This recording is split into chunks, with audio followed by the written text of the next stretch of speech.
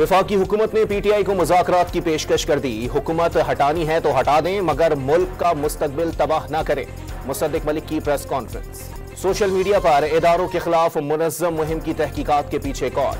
वज़ीर आज़म शहबाज शरीफ ने तहकीकात के लिए 5 रुकनी JIT बना दी। इदारों से दरख्वास्त है कि वो न्यूट्रल हो जाएं। लोग समझ रहे हैं हुकूमत को लाने वाले इदारे ही हैं। वज़ीर आला खैबर पख्तूनख्वा का मर्दान में खिताब। रावलपिंडी में जमात इस्लामी का धरना सख्त गर्मी के बावजूद दूसरे रोज भी जारी। हाफिज नईमुल रहमान ने मरी रोड पर कल जलसे का ऐलान कर दिया।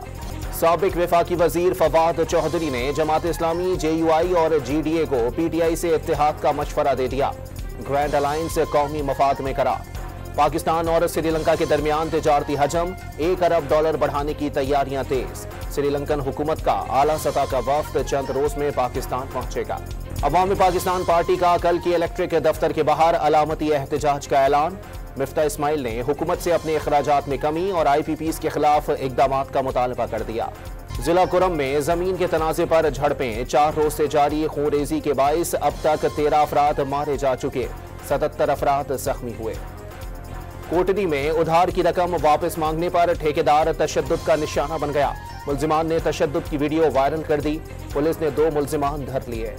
और मुल्तान में दूध की दुकान पर भत्ता ना देने पर मुल्जिमान ने फायरिंग करके दुकानदार के बेटे को जख्मी कर दिया। CCTV फुटेज सामने आ गई।